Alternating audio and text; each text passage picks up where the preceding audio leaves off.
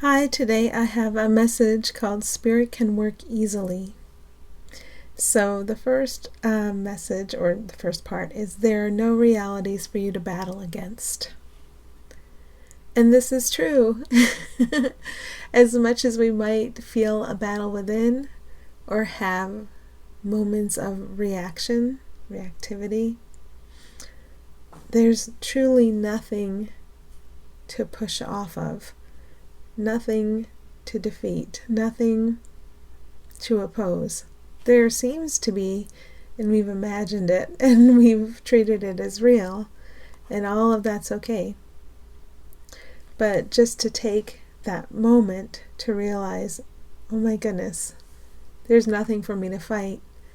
And when this sense of caution arises, or distrust or suspicion, like there's something here I must guard against, or there's something I must oppose, I must fight, I must resist, it's good to just let all of that surface and then take that a moment of awareness. My imagination is very active. It can make all these experiences and perceptions, and yet, in truth, there is nothing for me to oppose, and my path is not made. It's like I can see where I've put my belief in the ability to oppose or resist, and I see my path is not made safe or spacious enough through like pushing out and creating space around myself, resisting, guarding, being suspicious, distrusting, trying to control. It's not made by that. My path is my perceived path, my experienced path, is made very simply by the thoughts I believe. And so even though it seems hard, there's like this core self-protectiveness that comes up and says, I must be careful, I must guard against all these different things. I'm really feeling it when I'm driving down the highway, and honestly, I'm feeling it to the point where I'd rather just get off the highway because it's not so intense there. And it's never been like this before. But at least now I can see the presence of belief. It only feels restrictive because I'm holding on to it. Because I think my very safety, when I say I'm treating myself as a separate, cut off body. I think that's the safety I have to make or protect. And I think it depends on certain things. So I would say if your fear comes up with more attention than it ever has, or if you seem more fearful than usual, don't count that as a bad thing. It could be you're allowing things to surface that you have seen before as safety and stability and security, and they felt very stable to you. These guardrails we have in our lives, these obstacles, we would prevent light or spirit from getting to us, or recognizing that it already is us. Really, it doesn't have to get to us, it is us. But it's like we try to hold this light back. And whereas before we might have seen it as safety, stability, and security, that's like a fence you build around your house, now we're recognizing it as fear, and it feels terrible. It feels awful. And you'd almost do anything not to feel this fear, right? That's where we get into patterns of behavior. Well, when I'm doing this and not doing that, I'm not so tense, I'm not so fearful. When I'm with few people or no people, I'm not so tense, I'm not so fearful. When I'm with a bunch of people, it feels quite tense and chaotic. That's my experience. And so I'd rather avoid being with a bunch of people because it feels like there's way too much going on. So I can see that these patterns of behavior and avoidance are like, I can't face this fear, I don't know how to.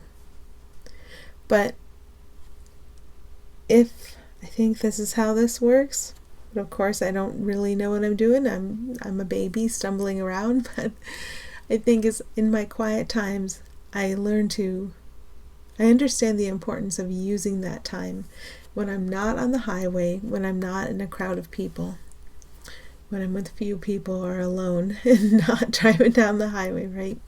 If I prioritize using those times for noticing whatever fear does arise. Because we have opinions about people, we can feel those opinions, we still react to things, even when things seem relatively peaceful. And if we could work with those small reactions, then the advice I'm getting is just keep working and working and working and working on that when and how you can. And then you'll see these highway situations or these crowd situations feel different. You don't feel profoundly unsafe anymore because you've become rooted in what's here for everyone all the time. And what's here for everyone all the time is the same thing, no matter where the body seems to be or what it seems to be doing. So there's that. And if you allow what you truly are to occupy your mind, then your mind is both spacious and shared. So there's my right mind and there's my wrong mind. And in my wrong mind, I'm a body and I have wants and needs, and there's urgency, there's drive, there's definitely fear, all of it's fear. That's my wrong mind. And then here's my right mind. And I bet I'll say this a lot. I'll say, I think, and I'm going to try to describe it to you, but I know I don't know what I'm doing and I don't know what I'm talking about. But that seems to be an important part of the process. To know you don't know what you're doing and you don't know what you're talking about. You're a baby, but somehow as a baby you're carried and held and provided for and shown the way. And I don't care if you're a CEO or if you see yourself in a position of power, you're still a baby. That's what we learn. We're a baby. We're being held and carried and loved and shown the way. And that's what we're here to recognize in every moment. So I'm used to occupying this imaginary space of my wrong mind and operating from there. But what I learn every day through practice, focus, willingness is I'm always in my right mind. And in my right mind, I'm with you. I'm with you, everyone in the crowd. I'm with you, everyone on the highway, and even every vehicle on the highway, and even every pebble along the highway, and even every tire on the highway. I'm with all of you in my right mind, as you truly are. I'm with you. So that's something for me to recognize and just continue to work with the best I can. The safest space for me is in my spacious mind. My wrong mind, my fear mind, is saying it's off the highway. The safest space for you is off the highway. And the safest space for you is out of the crowd, right? So I'm not going to force myself into situations where it feels like too much force. But I will look at where I'm resisting perceived situations. So there's a difference here between intuitive guidance and following the intuition and fear, right? And the only thing I know how to do is to keep acknowledging the fear wherever I feel it popping up and working on that end of it. Allowing the fear to sit in the light so it can dissolve. And then I find the intuition can kick in easily and effortlessly. I don't have a sense of, I'm following my intuition this way because it's intuition and not that way. I mean, intuition just unfolds. It just flows. It just happens. But I have to be in my right mind for it to just unfold and flow and happen. And it really helps a lot, so much, if I recognize everyone is in my right mind with me, as they truly are. And it really helps a lot if I know intuition's available to all right now. If I really stay with everyone and I give us equality of access and flow. I give us a quality of access and flow. When you're in a crowd, don't you want everyone to be connected up to harmonic intuition? So you want to see them as they truly are instead of as fear would have me imagine that they are? yeah, that's what I would want. Or on a highway or in a workplace or anywhere that seems busy. So tuning into and maintaining that faith, that the spaciousness of mind is our right mind and we share it. And in that mind we're sane together, and in that mind we're loving together. And everyone has access to intuition. Now, intuition guides us all harmonically. So we're no longer separated into personalities. There's that person in that car, that type of car, who's likely to be reckless, right? There's that person who's likely to be clueless. No, we're not separated by personality and circumstance. We're together, and we're loved, and we're held, and we're carried, and we're guided together on the highway, in the crowd, at home, seemingly alone, where there seems to be far less input, right? I'm seemingly alone in this room, and that's with no other noise, and that's why I can make a recording. I seem to have control. It seems to be relatively peaceful. But to bring that spaciousness into everything and recognize it and invite it. Okay, your actual mind is a communal space, but it is not a space that can be intruded upon. So in my right mind, in my spacious mind, everyone's in it because everyone shares it. So it's a communal space, but it's the true home of everyone and everything. It's one mind. And nothing can intrude upon it because everything is here, and it extends forever. So it's the most spacious space I could have. Now I would contrast with that my wrong mind, where I'm crazy and fearful and I'm trying to control things, and I still use my wrong mind and I can feel it when I do. In my wrong mind, I'm by myself, and so therefore I can be blamed for what I did or didn't do, and I can be given credit for what I did and didn't do. We might observe ourselves losing interest in either avoiding blame or gaining credit for what the body seems to have done or not done. And we might observe ourselves losing interest or getting failing to get a charge out of the perception of a body we call another, and the perception of that body getting special blame for doing or not doing something, or getting special credit for doing or not doing something. That's a whole structure that can fall down. If you see all of us in our right mind together, all of us with full access to intuition, all of us capable of being guided harmonically because we're loved and we're carried and we're shown the way, this is what we trust in. So the physical environment, whatever seems to be unfolding, it's all for all of us to remember this. Whatever we're experiencing, whatever lesson we have today, it's all for all of us to remember the right mind we share, and how we're guided together, and how we love one another. And that love may be totally foreign to any ideal the ego's setting out as love. So there's a letting go to be done of the previous concept of love, because like I'm a baby, I don't get it, I don't know, I don't understand, but I can be held, loved, and carried. Any concept of love I'm bringing from my false mind, my fear-ridden mind. I want special love for myself, or I think I love one especially, but not someone who seems to contrast with that one. That all goes away. It fades, it disappears because it wasn't real. It fades, but something's coming in to replace it, and that's actual love, which has never left us. We just ignored it. And I'm not really supposed to define it or promote it, or because it's nothing our false mind can do anything about. No one has to do anything about actual love. It's here.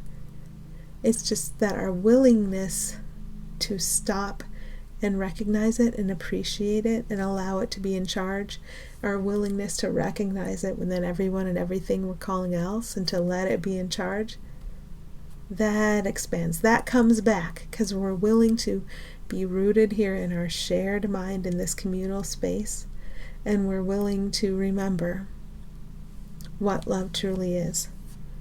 That's the important thing. Not that we need to verbalize or define it or convince anybody else, or no, just that we're willing to see the presence of that love within anyone we're calling other, to see ourselves connected by that love, and to know we don't know what we're doing, we don't know what comes next, but we'll be shown. We'll be shown because we have a trust in what we are and in what connects us. So if there's any doing left to be done, it can be given to us and we can carry it out. Okay. Instead of giving you something as a goal, we present to you the reality that is right here. So if you can give yourself a moment of no goal to reach for, if you can give yourself a moment of being here and being enough, and there's no need to try to project into a future. There's no need to try to make a future good enough. There's no need to try to make you good enough. There's no need to anticipate anyone else's failure to show up for you in a particular way. There's no need to hope that anyone you call other is going to show up for you in a particular way. Because again, we're babies, we have no idea, we don't know. We don't know what we want, we don't know what we need. The ego might send us thoughts that disturb us, telling that we want and need things. And there doesn't seem to be a problem when those things are present, right? Everything seems smooth. But when we run into this persistent thought coming through that we want and need things and then they're not there, that's where the problem seems to be. And the only solution I found starts with acknowledging the feeling. I feel agitated. I feel lacking. And then finding the thought. And it's not so much that we're trying to change the false reality. We're not trying to change that. It's we're trying to relax into what is here for all of us right now. And then we find out what it is we needed, what it is that's provided for us. Then we find out. So acknowledging the feeling as being like circled, underlined, italicized is such an important first step in addressing anything that seems to be wrong. Because that feeling tells me I've been lying to myself, and then if I find the thought I believe about wanting or needing something and I feel the lack around it, it's not that I should go headlong into trying to supply the lack. It's that I could sit for a moment and see what comes in to replace it, because it's already here. All the abundance anyone could ever need in any way it could be defined is already here. But it's more about how are you going to allow that to make itself obvious to you. And that's a mind thing. That's not a going out in the world and make it happen thing. But if you feel every drive and every guide to go out in the world and make something happen, then you do, and you flow with that. So whatever flow we need is available to us. But when we hit a hiccup, when we hit a bump in the road, the most important thing is to acknowledge how that feels and then go from there. Because if we don't acknowledge the feeling, we don't acknowledge that we're lying to ourselves. If we don't acknowledge that we're actively lying to ourselves, we don't find what the lie is. And I always just boil it down to one sentence, because it doesn't matter which the sentence is. It speaks of the same falsehood of the limits of time and space. So it doesn't matter which life sentence we've tried to impose upon ourselves. When you try to impose a life sentence upon yourself, it doesn't feel good. And it's good that it doesn't feel good. And that's the important thing to discover and sit with and dissolve out of. That's the limit. We're letting ourselves dissolve out of the limits. And our idea that we need all this limits and this control is what makes what we experience as our biggest fears. that we need to lean on limits and control for safety. So thought by thought, feeling by feeling, bit by bit, we get to go into this whole structure and allow it to dissolve. And when you do that for yourself, you do that for another. You make everything a lot easier for everyone. Okay, there are little levers and little openings of willingness, and Spirit can work easily with this. So there's no structure of false reality that is not permeable. So all structures of false reality are always penetrated by light, by what is actual, by what is real. It's as powerful as our mind is. We cannot deny its power source, and its power source is light, or what's real. So my false reality that feels limited and constricting, that I made, depends on what I am, on love, on light, to run. And so there's no false reality I can make that this power source that I am does not permeate and shine into. So what I learn essentially is to ignore, kind of, although I have to acknowledge where I'm attached to it, to ignore the entire false reality I made and focus on these beams of light that have always entered it, without analyzing it or interpreting them, without loving them in the ego sense of love. Just recognize and focus and trust and allow. So if you think of any situation that anyone seems to be in, whatever their mind has built around them is their current reality. Whatever your mind seems to be building around them is their current reality. There is no false reality that is not always penetrated by beams of light. You cannot make an impenetrable false reality because it is itself powered by what's real. And so as we learn to ignore the false reality, all the stuff we imagined is meaningless, and focus steadily on what's here to be trusted, not the false reality, then what to say, what to do gets made obvious to us. And nothing's easier than having something be made obvious and being able to follow it. Where we've been especially resistant to this, to what's available to us, we're going to feel it. So if you feel like tighter, worse, less flow, more stuck than ever, it can be a good thing. You could also be in a flow phase right now. Doesn't matter, because we all have flow phases and not flow phases. It can be a good thing because you're finally allowing yourself to recognize this deeper block you put in place that you said you'd never let go of, that keeps you safe, that keeps you secure, that keeps you separate. You said you'd never let it go, and now you're resting at its foundation. You're not skimming over it anymore and ignoring it. You're resting at its foundation, and then you're taking these tiny little blocks out of it. And as you do, each block dissolves, and then it's not an impediment anymore. You've taken it apart. So you might be in this work right now, or you might still be skimming over some blocks you're holding in place because it's just not time yet. But if you're down deep at the base of one of these blocks, dismantling it, taking pieces out of it, dismantling it, it's not a bad place to be.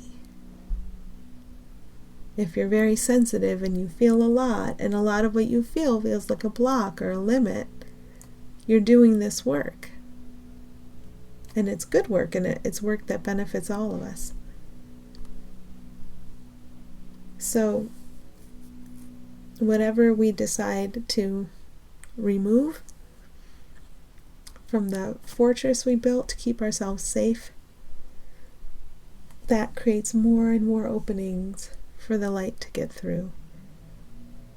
More and more opportunity to see what's obvious and what's real here, instead of the false reality false matrix I myself made to give myself a sense of safety and security and what seems to be flow through time and space as this separate limited identity who could both prey upon and be preyed upon. That's the rule of the separate identity. Then they reach out from their separateness to oh, what a bad idea. To prey upon others or to receive the preying upon. It's the same thing. It's two sides of the same coin. And we call that love. That's ego's love. Preying upon and being preyed upon. Oh my gosh, so crazy. When you see what you've been doing and how crazy it is, how 100% crazy it is, oh my goodness, of course you don't want to keep doing that. So then over here in the territory of our shared spacious mind, where all of us are together, we always will be together in this communal space, and actual love has always been here. It's always connected. All of us, it is what we all are. Here's this space. And in this space there are no borders and there are no boundaries, and we can't leave it. You can't leave what you actually are. But we have imagined something on top of it, and that's what we're experiencing now. So every time we take out a little piece of our architecture, a thought we're believing that's attached to a feeling that's dense, all these little levers and openings are here for Spirit to work with, and it's Spirit's job to work with that. We make the opening. We stop blocking it. Spirit does all of the rest. And that's what we call flow. That's what we call easy. So our job is not to toil and effort and force and struggle. Maybe only when it comes to letting go of thoughts. I use effort to slow down and stop and notice.